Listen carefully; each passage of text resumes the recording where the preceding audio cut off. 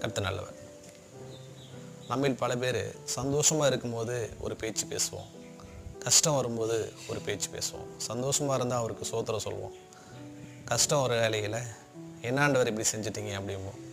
பாருங்கள், சங்கீதக்காரனாகிய தாவீது சொல்லலாம், கர்த்தருடைய வேதத்தில் இரவும் பகலும் தியானமாக இருக்கிற மனுஷன் பாக்கியவான்.